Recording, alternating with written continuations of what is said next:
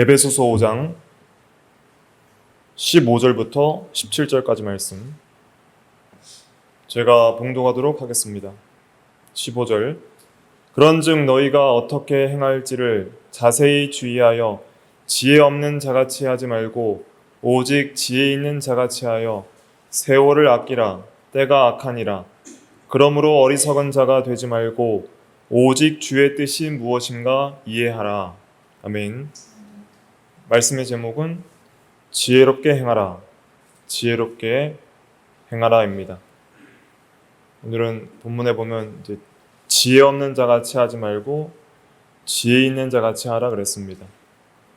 그래서 지혜롭게 행하는 그러한 그리스도인이 되어야 되는데 우리가 지혜와 어리석음이 무엇이고 또 일반적인 지혜의 의미와 또 성경적인 의미 그리고 참된 지혜의 근본이 무엇인지를 좀 살펴보려고 합니다.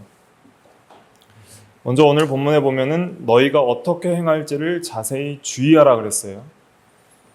행하는 것을 자세히 주의하는 것이 지혜입니다. 지혜라는 것은 쉽게 말하면 삶의 기술이라고 할 수 있는데 잘 사는 법이에요, 지혜는. 그래서 어떤 사람은 아무리 돈이 많고 지식이 풍부하고 권력이 있어도 잘 못 사는 사람이 있는가 하면 삶을 참 지혜롭게 잘 살아가는 사람이 있어요. 그래서 지혜는 올바른 삶의 기술이다 이렇게 정의할 수도 있습니다. 어떻게 행할지를 잘 알고 바르게 살아가는 것이죠. 그런 삶의 기술에 있어서는 올바른 결정과 행동 이것이 매우 중요합니다. 선택의 기로에 있어서 바른 결정을 하고 바르게 행동함으로써 바르게 살아가는 능력, 기술 이런 것이 지혜예요. 그래서 이런 지혜 있는 사람이 되는 것이 가장 성공적인 삶을 살아가는 방법입니다. 저나 여러분들이나 다 삶에 지혜가 필요해요. 지혜가 없어서 실패하는 인생을 사는 거예요. 지혜가 있으면은 세상적으로나 영적으로 성공하는 인생을 살아갈 수가 있습니다. 지혜가 무엇인가 좀 구체적으로 좀 살펴보려고 합니다. 오늘날 이 세상에서의 지혜는 정보 활용 능력이 굉장히 중요한 시대입니다. 그래서 첫 번째는 정보 활용 능력 이렇게 말할 수 있어요. 정보 리터러시라고도 하는데 정보 문해력, 그리고 좀 성경적으로 바꾸면 지식 사용 능력이다 이렇게도 생각할 수 있어요. 그러니까 오늘날은 이제 산업화 시대가 아니라 이제 정보화 시대이기 때문에 신속하고 정확하게 새로운 정보를 빠르게 획득하고 활용해서 사용하는 것이 개인과 기업의 경쟁력을 높이는 방법이에요. 그러니까 워낙 많은 정보들이 쏟아지니까 일단 정보를 내가 필요한 정확한 정보를 찾고 그것을 해석하고 그다음에 이것이 신뢰할 만한 정확성인지를 분별하고 판단하고 그것을 자기가 목적에 맞게 활용할 수 있는 능력이 정보 활용 능력입니다. 그래서 이 정보화 시대에서 정보가 뒤처지면 시대에 뒤처진 사람이 되는 거예요. 개인적인 경쟁력이 좀 없어지는 것이죠. 그래서 어리석은 사람들은 정보를 찾지도 못하고 분별하지도 못하고 알아도 제대로 활용하고 사용하지도 못하는 사람이 어리석은 사람이 되는 것이죠. 오늘날도 그래서 이제 사회적으로 유능한 사람들은 이런 정보 활용 능력을 잘하는 사람입니다. 그래서 지금 AI 시대가 됐잖아요.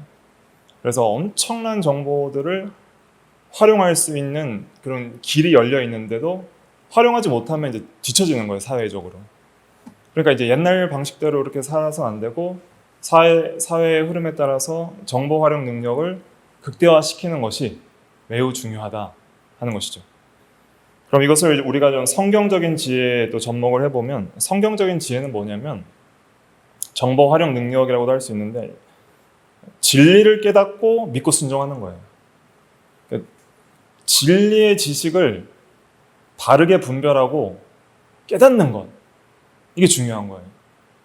그러니까 오늘도 진리에 대한 정보가 넘쳐나는 시대예요. 옛날에는 동네에 있는 근처 교회에 가야 겨우 설교를 들을 수 있었지만 지금 유튜브를 키면은 방대한 설교들을 들을 수 있고 온라인으로 많은 설교들을 요약해서 들을 수도 있습니다.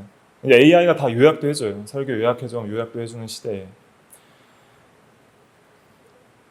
우리가 또 성경을 읽을 때에도 이 성경을 바르게 깨달으려면은 이 정보 활용 능력이 있어야 되는 거예요. 하나님께서 지혜를 주셔서 이 본문이 의미하는 바가 무엇인지를 깨닫지 못하면 이단이 되는 거예요. 엊그제 책이 하나 왔더라고요. 보니까 이단을 이기는 교리를 하면서 왔는데 보니까 이단이에요. 이단이 이단 교리를 보내온 거예요. 그러니까 근데 알아보니까 그 사람을 추종하는 목회자들이 수천 명이 된다는 거예요. 그걸 받고 목회자들이 다 넘어가는 거예요. 정보 활용 능력이 없는 거예요. 진리를 분별할 수 있는 능력이 없는 거예요. 정확한 정통 개혁파 교리를, 정통 기독교 교리를 알고 있으면은 다 거짓 교리인지가 드러나는데 그러한 활용 능력이 없으니까 넘어가는 것이죠. 그러니까 성경을 읽고 깨닫는 능력, 또 설교를 듣고 이해하는 능력, 이 설교자가 성경대로 또 바른 교리대로 설교하는지 이해하는 능력, 또 신앙서적이나 강해서적이나 교리서적을 읽고 옳게 분별하는 능력, 이런 게 지혜예요. 그러니까 그런 능력을 하나님이 주십니다. 우리가 물론 공부도 해야 돼요. 그러니까 지혜는 아무런 지식도 없이 생기진 않아요. 기본적인 베이스로 지식이 있어야 돼요. 그러니까 지혜란 건 지식 활용 능력이거든요. 그러니까 지식이 있어도 활용을 못하면 지혜가 없는 거예요. 근데 작은 지식이 있어도 그것으로 무한한 활용을 해 나가는 사람은 지혜 있는 사람이에요. 그러니까 내가 깨달은 바 진리를 가지고, 그러니까 여러분들이 진리를 많이 몰라도 지혜로운 사람은 어떤 사람이냐? 한 말씀 배운 진리의 지식을 잊어버리지 않고 내가 신앙생활에 필요한데 계속 써먹는 거예요. 의지할 때 믿고, 회개할 때 그 진리를 의지해서 회개하고, 그 다음에 믿고 순종해 나가는 거예요. 예를 들어 볼까요? 아브라함은 신구약 성경 중에 몇 권이나 있었어요? 아브라함 때 성경이? 한 권도 없었습니다.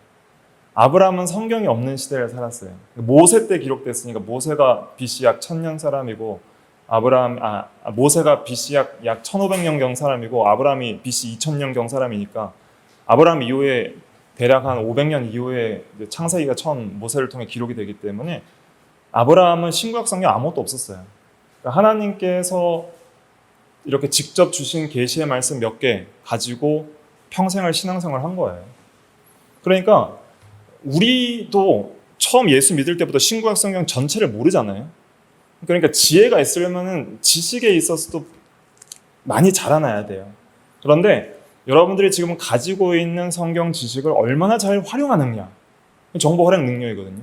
그러니까 진리의 지식을 얼마나 깊이 깨닫고 있느냐. 오늘도 지혜에 대한 말씀하지만 이 말씀을 통해서 신구약 전체를 이렇게 관통할 수 있는 주제를 만들어낼 수도 있어요. 지혜라는 하나의 그 주제를 가지고도. 그러니까 활용할 수 있는 그런 능력들이 필요하고, 또 그런 성경의 진리를 가지고 결국은 내가 그 진리를 적용해서 사용하지 못하면 어리석은 사람이에요. 듣고도 행하지 않으면 어리석은 사람이라고 그랬어요. 그래서 이것을 내가 얼마나 귀하게 여기고 깨닫고 이해하고, 그러니까 이게 이 진리를 잘 사용하는 사람은 어떤 사람이냐면 진리의 가치를 이해하는 사람들이에요. 그러니까 금은 보화, 귀한 보석을 발견한 것처럼 하나의 진리를 깨닫는 게 중요해요. 그러니까 지혜는 지식을 단순히 배우는 게 아니라 깨닫는 것부터 시작해요. 깨달아지는 거예요. 그러니까 지혜 있는 사람이 깨닫는 거예요. 지혜 없는 사람은 들어도 무슨 말인지 몰라요. 그런데 영적인 것은 성령으로 분별하기 때문에 하나님이 지혜를 주시면 이게 깨달아지는 거예요. 그리고 그것을 잘 활용하고 나가는 것인데, 활용은 뭐냐면 믿고 순종하는 거예요. 또 내 삶에 잘 적용하는 거예요. 그래서 먼저 이 정보 활용 능력적인 영적 지혜는 뭐냐면 깨닫는 것부터 시작하는 거예요. 제가 근거 구절을 읽어드리면 다니엘이 참 지혜로웠잖아요. 다니엘 1장 17절에 보면은 하나님이 내 소년에게 학문을 주시고 모든 서적을 깨닫게 하시고 지혜를 주셨으니 다니엘은 또 모든 환상과 꿈을 깨달아 알더라 그랬습니다. 깨달아 아는 것이 지혜인 거예요. 다니엘 12장 10절에도 오직 지혜 있는 자는 깨달으리라 그랬습니다. 깨닫는 것이 이제 지혜이고, 그 다음에 이제 활용을 하는 것은 그 행하는 거예요. 한번 찾아볼까요? 근거 구절은 마태복음 7장 24절입니다. 24절부터 27절까지. 24절부터 27절까지 같이 읽어볼게요. 시작. 그러므로 누구든지 나의 이 말을 듣고 행하는 자는 그 집을 반석 위에 지은 지혜로운 사람 같으리니 비가 내리고 창수가 나고 바람이 불어 그 집에 부딪히되 무너지지 아니하나니 이는 주추를 반석 위에 놓은 까닭이요 나의 이 말을 듣고 행하지 아니하는 자는 그 집을 모래 위에 지은 어리석은 사람 같으리니 비가 내리고 창수가 나고 바람이 불어 그 집에 부딪힘에 무너져 그 무너짐이 심하니라. 예. 여기 보면 지혜 있는 사람은 듣고 행하는 자고 어리석은 자는 듣고 행하지 않는 자라 그랬습니다. 적용하지 않는 것이죠. 여기서 그 집은 뭐냐? 집을 건축하는 것은 그 집은 삶이라 할 수가 있어요. 내 삶이 집이에요. 그러니까 집을 건축하는 건 인생을 건축하는 거예요. 그러니까 우리 모든 인생의 삶이 건축물과 같아요. 그러니까 여러분들의 인생의 삶이 딱 정해져 있거든요. 태어날 때부터 죽을 때까지 삶의 기한이 하나님의 작정 가운데 정해져 있어요. 그 기한 동안 여러분들은 삶을 살아내야 돼요. 그 삶을 사는 방법은 매일의 삶 속에서 결정하며 살아요. 선택하고 결정하는 것을 통해서 여러분들의 삶이 구성이 되거든요. 근데 그 삶이 건축물과 같아요. 그래서 나중에 평가를 받아요. 그래서 이 건축을 해나가는데 특별히 이제 신앙적으로는 신앙을 건축하는 것이다 이렇게 생각할 수 있어요. 신앙인은. 그래서 유다서 1장 20절에 보면 지극히 거룩한 믿음 위에 자기를 건축하며 그랬어요. 그러니까 믿음 위에 자기를 건축하는 거예요. 하나님 앞에, 그러니까 쉽게 말하면 믿음의 삶을 얼마나 사느냐, 행함이 중요한 거예요. 믿음과 순종의 그 행함의 삶을 살았느냐 안 살았느냐, 그게 건축물의 차이예요. 근데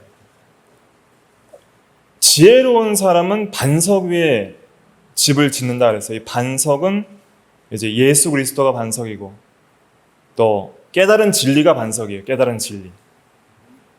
예를 들면 예수님께서는 그 베드로에게 너희는 나를 누구라 하느냐 할 때 주는 그리스도시요 살아계신 하나님의 아들이시니이다 그랬잖아요. 그 깨달은 진리거든요. 그 깨달은 진리, 이 반석 위에 내 교회를 세운다 그랬어요. 그러니까 반석 위에 교회를 세운다는 것은 네가 깨달은 그 진리 위에 교회를 세우겠다. 예수님에 대한 바른 진리 위에 교회를 세우겠다 이렇게 말씀을 했습니다. 그래서 이 반석 위에 집을 세운다는 것은 깨달은 진리 위에 집을 건축하는 거예요. 그러니까 먼저 깨닫는 게 중요하겠죠, 진리를. 그리고 집을 건축하는 것은 행하며 순종하는 삶을 가리키는 거예요. 행하는 삶. 그러니까 여러분들이 매일 진리를 깨닫고 행할 때 여러분들의 인생이란 집이 건축이 돼요. 그래서 여러분들의 아름다운 건축물이 이제 세워져 나가는 거예요. 그런데 그 평가하는 날이 있어요. 평가. 건축물의 평가는 언제냐?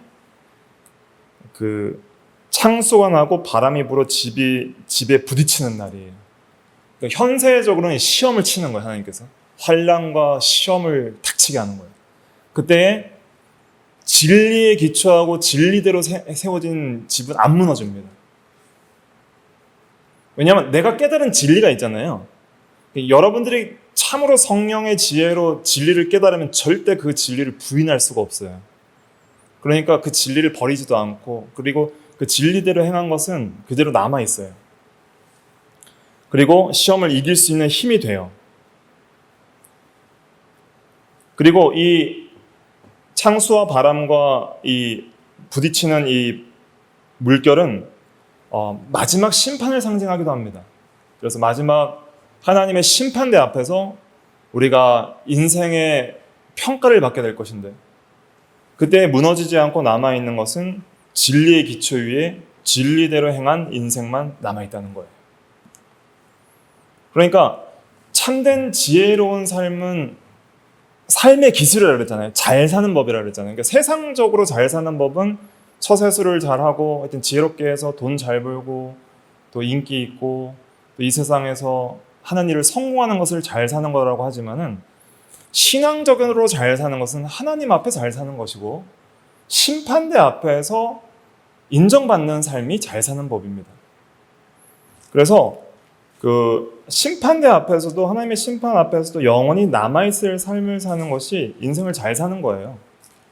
그러니까 여러분들이 아무리 돈을 많이 벌고 인생을 성공해도 하나님의 심판대 앞에 아무런 삶이 남아있지 않으면 그러니까 여러분들이 뭐 80년을 살았는데 아무것도 하나님 앞에 남아있는 거 없이 전부 무너져 버리는 거예요. 그 세월 동안 애쓰고 힘쓴 모든 게 의미 없어져요. 그게 심판이에요. 근데 그 심판대 앞에 영원히 견고하게 남아있는 것은 진리를 깨닫고 믿고 순종하는 그 행위, 그 삶만이 남아있는 거예요. 그러니까 그렇게 남아있는 삶을 사는 것이 인생을 성공적으로 산 거예요. 그러니까 신앙적인 사람이 아니면 절대 성공적인 인생을 살 수 없습니다. 몇 가지 근거 구절을 제가 읽어드리면 요한일서 2장 17절에 이런 말씀이 있어요. 이 세상도 그 정욕도 지나가되 오직 하나님의 뜻을 행하는 자는 영원히 거하느니라 그랬어요. 세상도 정욕도 다 지나가요. 하나님의 뜻을 행하는 자만 영원히 거한다.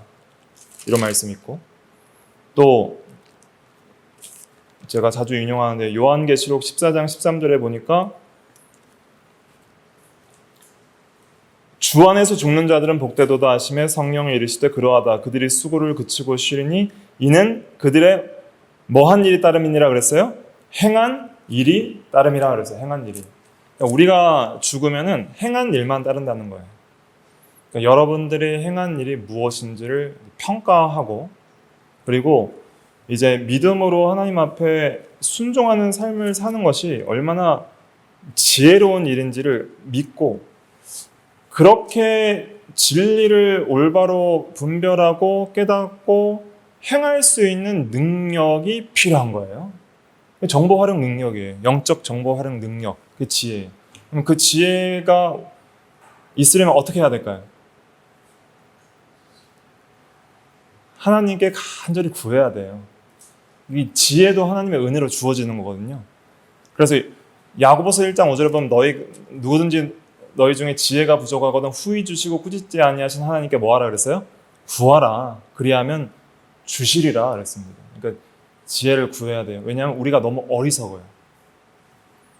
성경에서 말하는 어리석음의 핵심은 뭐냐면은 악한 거예요. 악한 거. 죄 짓는 거. 하나님을 떠나서 행실이 부패하고 가증한 생활하는 것이 그것이 가장 어리석은 삶이라고 말하고 있습니다. 시편 14편 1절 한번 찾아볼까요? 시편 14편 1절. 시편 14편 1절 같이 읽어볼게요. 시작. 어리석은 자는 그의 마음에 이르기를 하나님이 없다 하는도다. 그들은 부패하고 그 행실이 가증하니 선을 행하는 자가 없도다. 예. 어리석은 자는 하나님이 없다 하고 부패하고 행실이 가증한 자가 어리석은 자예요. 그러니까 하나님을 인정하지 않고 죄 짓는 삶을 사는 건 가장 실패한 인생을 사는 거예요. 이 세상에서 아무리 성공을 해도 하나님 없이 사는 삶은 실패자의 삶이고 그런 사람은 하나님 앞에 섰을 때 남아있는 게 있을까요? 없을까요? 아무것도 없어요.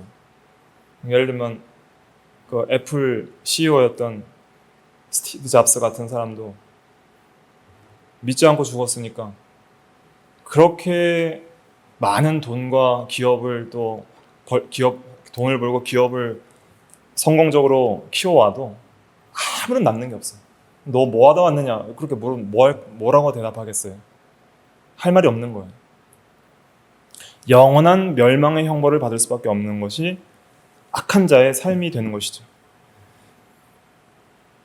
그래서 우리가 오늘 하루를 그 세월을 아껴야 됩니다. 세월을 아끼라 때가 악하니라 그랬잖아요. 하루하루를 지혜롭게 살아가는 게 매우 중요해요. 좀 뒤에 자세하게 살펴보고요.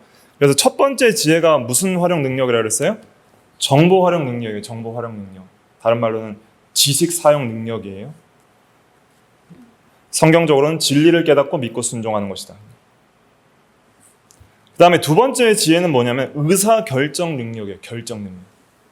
여러분들의 삶은 어떻게 구성되어 있냐면 결정으로 구성되어 있어요. 몇 시에 일어날지 알람 맞춰놓고 알람을 들을 때 일어날까 말까 선택하고 일어나서 뭘 할지. 여러분들의 어떤 루틴이 있으면 루틴대로 결정을 할 것이고 루틴이 없으면 내가 그냥 하고 싶은 대로 살 거예요. 근데 정말 지혜로운 신앙의 인물들은 대부분 신앙적 습관의 루틴이 있습니다. 그리고 그 루틴대로 살아요. 예수님도 습관을 따라 감람산에 뭐 하러 가셨어요? 기도하러 가셨어요. 습관이라는 게 중요해요. 습관. 그러니까 습관이 나의 인생을 결정하고 인격을 결정하고 삶을 결정하거든요. 습관적으로 하는 행동, 루틴, 생각 이런 것들을 만들어 놔야 됩니다. 좋은 신앙의 인물일수록 여러 가지 경건한 습관들이 있어요. 그러니까 베드로와 야고보도 그 제9시 기도 시간에 기도하러 갔다 그랬잖아요. 사도행전 보니까. 기도 시간을 정해놓은 습관이 있었어요. 다니엘은 하루 몇 번 기도했어요? 3번 기도했어요. 그러니까 각자 이제 습관이 있는 거예요.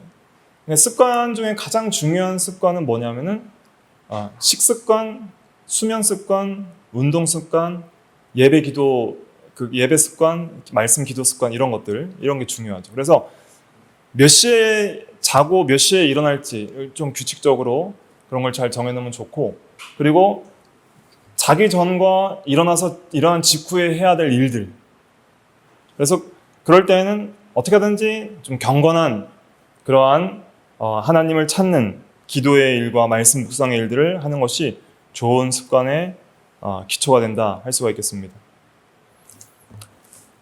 그래서 이 의사결정 능력은 그 최고의 결정을 내릴 수 있는 능력이고 그 삶의 모든 순간은 결정의 연속이다. 이걸 생각을 할 수 있고 그래서 의사결정 능력을 이제 다르게 좀 신학적으로 풀면은 최고의 목적을 이루기 위해 최선의 방법을 선택하여 최고의 결과를 내는 능력. 최고가 3개 들어가는데 최고의 목적을 알고 의사결정을 하려면 이제 목표가 분명해야 돼요. 내가 이 일을 왜 선택하는지. 하나님을 영화롭게 하는 그 최고의 목적에 부합하는 선택인지를 항상 점검하고 최고의 목적을 알고 그럼 그걸 위해서 지금 내가 현재 결정할 수 있는 몇 가지 안 중에서 뭐가 최선의 선택이냐를 분별해서 그래서 그걸 선택한다면 최고의 결과를 내는 능력이에요. 그래서 목적, 그 다음에 방법 선택, 결과 도출까지 최고로 할 수 있는 그런 능력이 의사결정 능력이에요. 이걸 이제 일반적으로 잘하는 사람은 이제 성공할 수 있는 선택을 잘하고 기회를 잘 잡는 사람이죠. 결정 능력이 없으면 성공할 수가 없거든요. 이 인생에서 있어도. 그래서 인생을 살아가면서 좀 쉬운 결정도 있어요. 저녁 메뉴를 뭐 먹을 건지 아니면 뭐 휴가 때 여행을 어디로 갈 건지. 쉬운 결정도 있고 좀 더 무거운 결정도 있지만 정말 중요한 결정들이 있죠. 어떤 결정이 있어요? 예를 들면 전공을 뭘로 선택할 건지 또 직업을 뭘로 선택할 건지 교회를 어떤 교회를 선택할 건지 또 배우자를 어떤 배우자로 선택할 건지 이런 그러니까 인생의 굉장히 결정적인 역할을 하는 그러니까 나의 인생의 결정적인 역할을 하는 그런 선택들이 있을 수 있습니다. 그런 선택들도 정말 지혜롭게 선택하는 것이 필요해요. 지혜롭게 선택하기 위해서 이제 성도님들이 가장 궁금해하는 게 뭐예요? 하나님의 뜻이죠. 나를 향한 하나님의 뜻이 무엇입니까? 어떻게 해야 됩니까? 그래서 이제 상담도 하고 뭐 진로 결정에 대한 상담도 하고 하잖아요. 의사 결정 능력에 대한 지혜가 이제 부족하다는 것이죠. 잘 모르는 거예요. 뭘 결정해야 될지 모르는 거예요. 그래서 이제 성경적으로 우리가 의사결정을 잘 하려면 하나님의 뜻에 대한 진리를 잘 알아야 되죠. 하나님의 뜻은 크게 제가 4가지로도 말씀드린 적도 있는데 오늘은 그냥 3가지로 좀 요약해서 말씀드리면 첫째 이제 작정된 뜻이 있어요. 작정된 뜻. 하나님께서 창세 전부터 모든 것을 계획해 놓으신 것이죠. 그러니까 여러분들의 인생도 출생의 때와 또 죽을 때가 작정이 되어 있고 그 삶 속에서 어떻게 살아갈지에 대한 모든 인생도 다 결정이 되어 있어요. 하나님의 작정 가운데는. 그런데 그 작정된 뜻을 우리는 알 수 있어요? 없어요? 없단 말이에요. 그러니까 그 작정이 뭔지를 파고 들어가서는 안 돼요. 작정을 알려달라고 해서도 안 되고 하나님께서 그것은 감추어진 일이라 그랬어요. 신명기 29장 29절에 감추어진 일이다 그랬습니다. 그건 여호와께 속한 일이기 때문에 그건 우리가 알 수 없는 일이에요. 근데 작정된 뜻을 우리는 왜 배우고 믿어야 되느냐? 먼저는 작정된 뜻은 하나님의 절대 주권을 신뢰해야 함을 깨닫게 하는 거예요. 그러니까 우리가 모든 일을 결정할 때 먼저는 누구를 신뢰해야 돼요? 하나님의 절대 주권. 이 모든 결정과 나의 삶이 하나님께 있음을 믿고 결정해야 된다는 거예요. 하나님 없이 막 결정하면 안 돼요. 내가 모든 결정하는 순간순간마다 하나님의 작정과 섭리 가운데 이루어지고 있고, 그 다음에 뭘 믿어야 되냐면은 우리가 모든 결정을 하나님을 의지하면서 하나님을 인정하면서 신뢰하면서 결정하고, 그 다음에 우리가 좀 부족하더라도 합력하여 선을 이루실 것을 믿으면서 결정을 하고, 그래서 작정된 뜻이 있다는 것은 믿음의 근거고 하나님의 절대 주권을 신뢰해야 한다는 것을 배우게 되는 것이죠. 그 다음에 이제 우리가 가장 중요하게 생각해야 될 뜻은 명령하신 뜻이에요. 명령하신 뜻. 계시된 뜻이라고도 하고 명령하신 뜻이 있는데 하나님의 말씀에 명시적으로 우리에게 하라 하지 말라라고 명령하신 뜻이 있어요. 계명들이라고 하죠. 그것은 반드시 행해야 돼요? 안 행해야 돼요? 행해야 돼요. 우리의 삶 속에서 내게 주신 하나님의 계명들을 행해야 돼요. 데살로니가 전서 4장 3절에는 하나님의 뜻은 이것이니 너희의 거룩함이라. 또 5장 16절부터 18절에 보면 항상 기뻐하라, 쉬지 말고 기도하라, 범사에 감사하라, 이는 그리스도 예수 안에서 너희를 향하신 하나님의 뜻이니라. 이런 뜻들이 있잖아요. 오늘 에베소서 5장 7절도 볼게요. 에베소서 5장 7절, 17절이죠.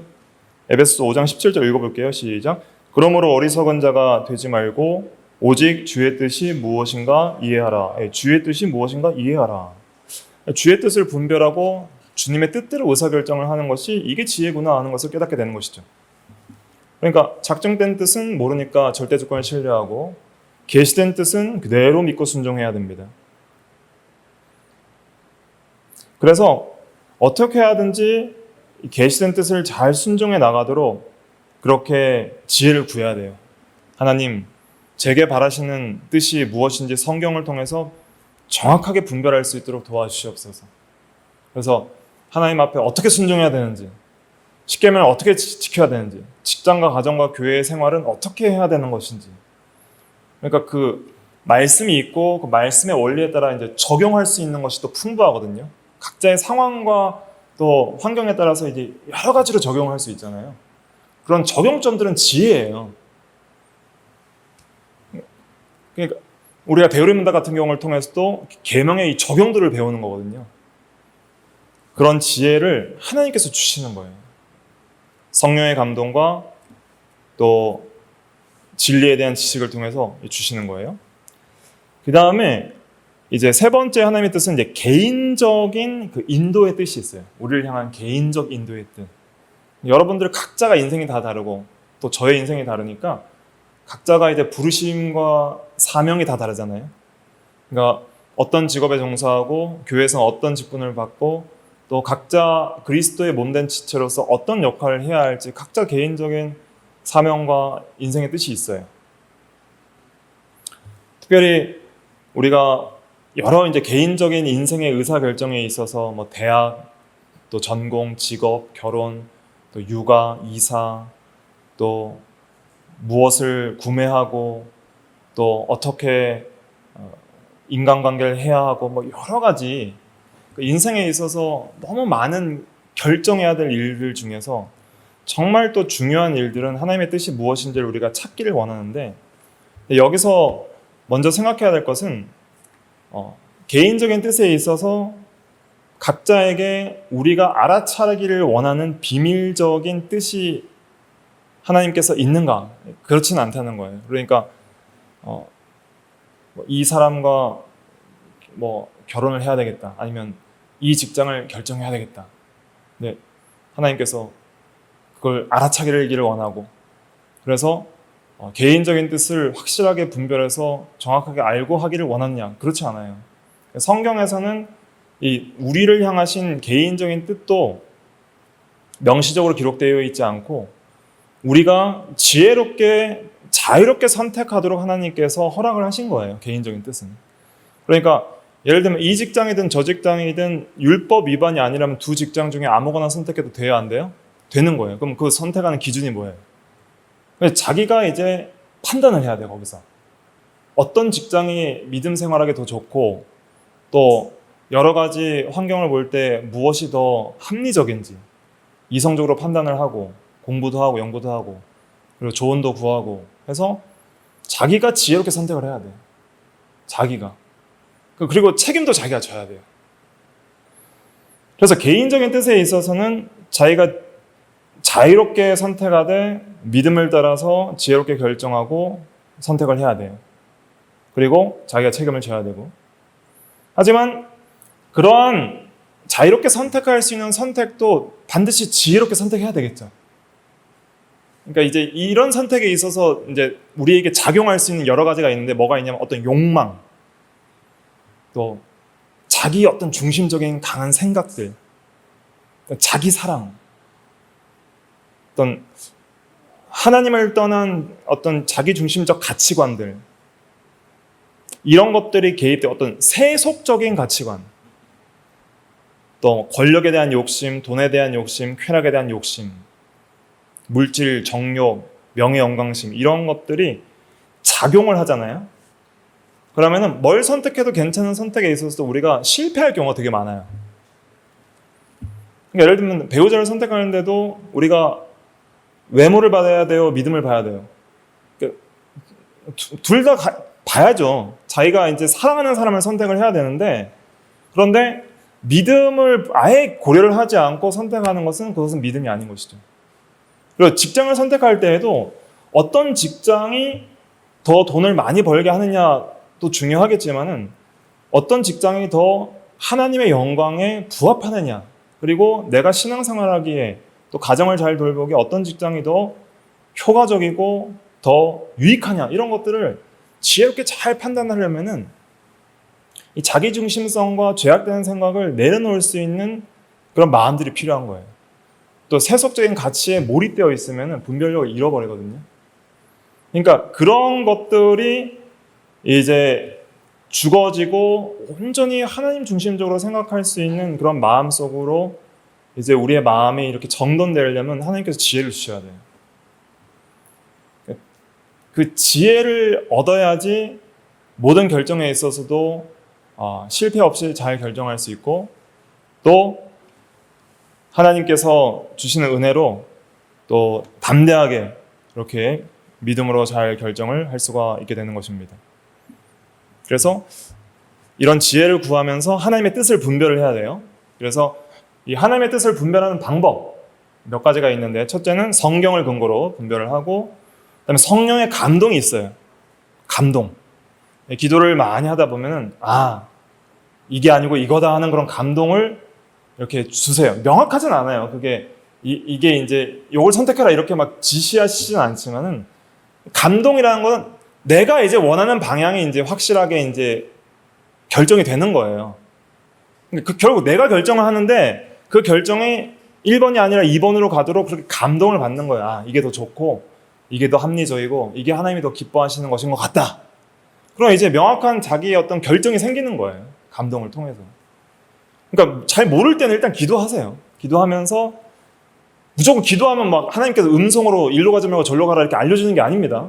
그거는 이제 잘못된 신비주의고 우리는 이제 성경 중심으로 판단을 해야 되기 때문에 이제 자기가 결정해요. 자기가. 근데 기도하다 보면은 하나님께서 이렇게 감동을 주시는 거예요.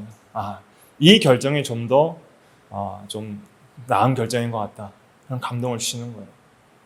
그러니까 그런 감동을 받을 때는 이제 유욕이 억제되는 거예요. 자기 욕심이 좀 억제되면서 좀 더 하나님 중심적인 생각을 하게 되면서 이렇게 감동을 받아서 그래 이렇게 가는 것이 더 옳겠다. 그렇게 자기가 이제 결정하도록 그렇게 힘을 주시는 거예요. 그러니까 지혜롭게 결정할 수 있는 결정 능력에 힘을 주시는 거예요. 성령을 통해서.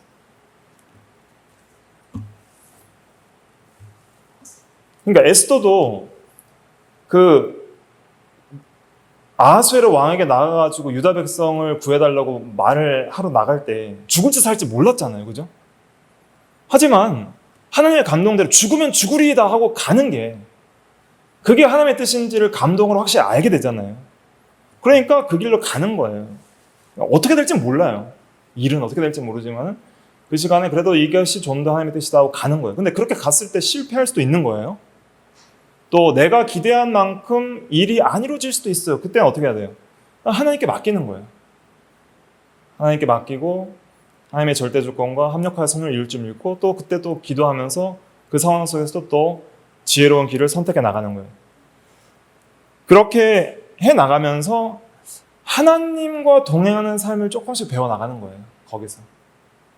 그러니까 하나님의 섭리와 주권을 신뢰하고 그 다음에 명령된 하나님의 뜻을 순종하는 거룩한 삶 속에서 나의 개인적인 뜻을 찾으면서 내가 하나님의 감동을 따라서 지혜롭게 소신껏 결정해 나가는 순간 속에서 뭐 넘어질 때도 있고 또 잘할 때도 있겠죠. 그러면서 계속 하나님과 가까워지는 생활을 하는 거예요. 그러면서 거기서 하나님과 교제하는 그 세계에 들어가는 것이 중요하죠. 그 다음에 우리가 이 뜻을 결정할 때 신앙 양심이 중요합니다. 양심대로 결정해야 돼요. 양심이 굉장히 중요해요.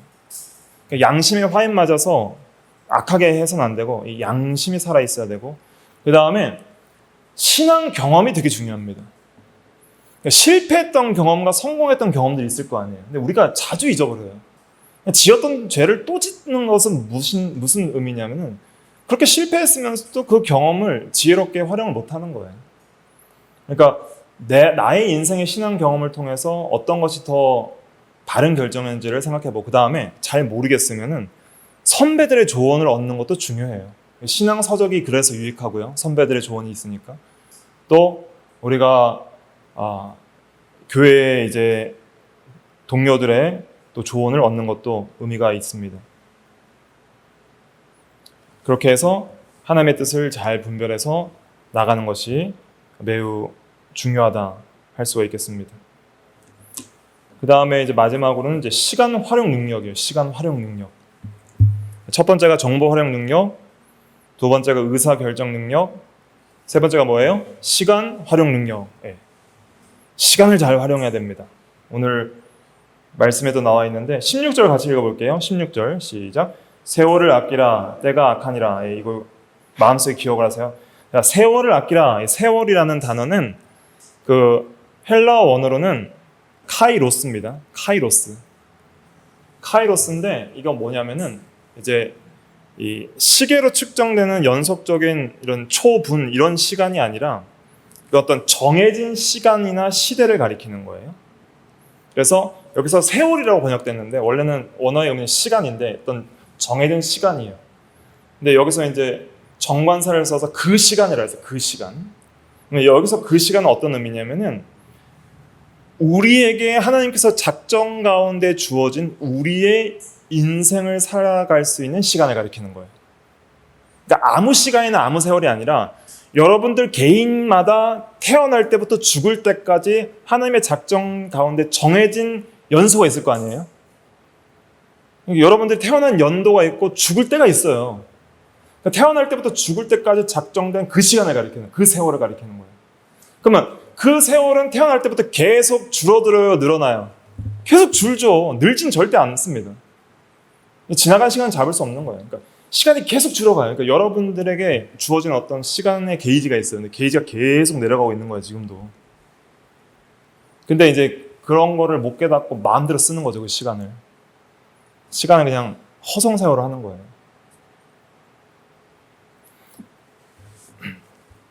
그래서 세월을 아끼라 그랬어요. 아끼라. 여기서 아끼라는 것도 의역인데 원래 원어적인 의미는 구속하라 이런 말이에요. 시간을 구속하라. 그러니까 우리가 예수 그리스도의 구속할 때 구속, 그거 똑같은 단어예요. 시간을 구속한다는 것의 핵심 의미는 뭐냐면 구속의 핵심은 값을 지불하고 산다는 의미거든요. 예수님께서 우리를 구속하실 때 자신의 핏값을 주고 우리를 사셔서 죄와 사망과 마귀의 종살을 하는 데서 사셔서 해방시켜서 자유롭게 한다. 이런 의미가 구속인데 시간을 구속하라는 것은 시간을 사라는 거예요. 값을 지불하고 사서 그것을 하나님의 영광을 위해서 잘 사용하라는 거예요. 그게 이제 아끼라는 거예요.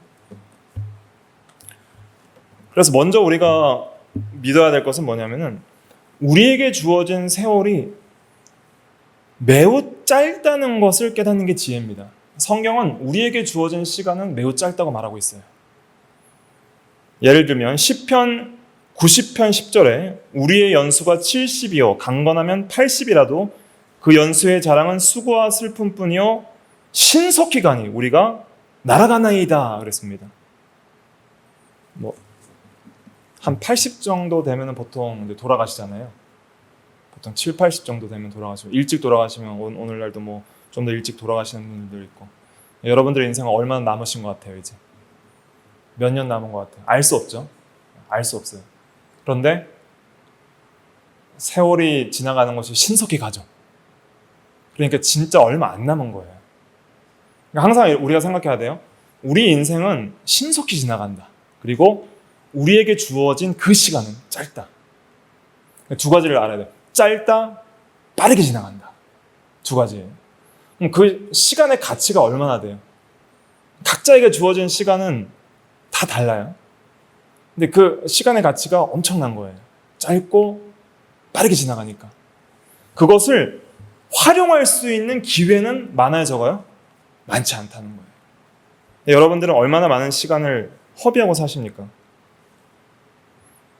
그래서 시편 90편 12절에는 우리에게 우리날 계수함을 가르치사 지혜로운 마음을 얻게 하소서. 자, 우리의 날을 셀 수 있는 걸 가르쳐 달라는 거예요. 우리의 날이 얼마인지 셀 수 있는 게 지혜라는 거예요.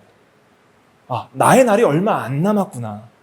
사람들은 내일도 내 것이요, 모레도 내 것이요, 내년도 내 것이라 생각하니까 그냥 흥청망청 시간을 낭비하면서 사는 거예요. 물 쓰듯이. 시간을 허비하는 것이죠. 시간이 뭐보다 귀하다 그랬어요, 속담에? 금보다 귀하다 그러잖아요. 시간은 금보다 귀하다. 그만큼 시간의 가치를 아는 사람들은 이걸 잘 활용을 해요. 그런데 시간의 가치를 모르는 사람들은 허비하는 것이죠. 또 그 시편 89편 47절에도 다윗이 나의 때가 얼마나 짧은지 기억하소서. 그리고 시편 39편 4절에도 여호와여 나의 종말과 연한이 언제까지인지 알게 하사 내가 나의 연약함을 알게 하소서. 그러니까 종말과 연한이 뭐냐면 생의 끝과 수명이 언제까지인지 알게 해달라는 거예요. 나의 생의 끝과 수명이 언제까지인지 분별하는 것. 정확히 알 수 없지만 얼마 남지 않고 빠르게 지나간다는 것을 지속적으로 이해하고 생각하고 그 시간의 가치를 평가할 수 있는 사람. 그 사람이 지혜자예요. 오늘도 째깍째깍 지나가는 시간 속에서 이 시간, 내게 생명을 주시고 내게 삶을 살아갈 수 있는 시간을 주시고 이 시간을 활용할 수 있는 자유를 주신 하나님. 이 시간의 가치는 영혼을 결정하는 거예요. 영혼. 여러분들의 순간의 삶이 영혼을 결정합니다.